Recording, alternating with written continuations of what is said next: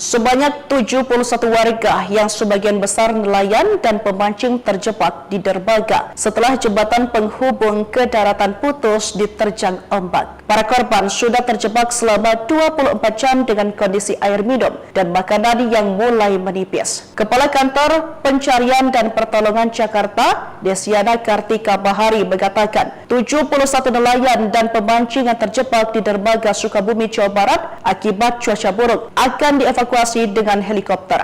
Helikopter jenis Dolphin kelas AS-365 sudah dalam penerbangan dari Pangkalan Udara Atang Sencaca di Bogor menuju stasiun radar Cibalimbing, Ujung Genteng, Kecamatan Ciracap. Kondisi cuaca dan gelombang laut memungkinkan evakuasi juga akan menggunakan perahu nelayan. Diberitakan sebelumnya sebanyak 71 orang dilaporkan terjebak di ujung dermaga bekas pertambangan pasir besi yang rusak akibat gelombang besar di desa Buni Asi, Kecamatan Tegal Bulut, Sukabumi, Jawa Barat pada Rabu 16 Oktober 2024 sekitar pukul 6. Mereka dilaporkan terjebak di ujung dermaga bekas pertambangan pasir besi yang rusak akibat gelombang besar di desa tersebut.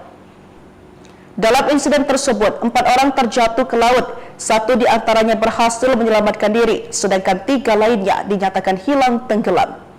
Hingga pada Kamis 17 Oktober 2024 pagi, mereka belum berhasil dievakuasi setelah jembatan penghubung ke daratan terputus diterjang gelombang tinggi.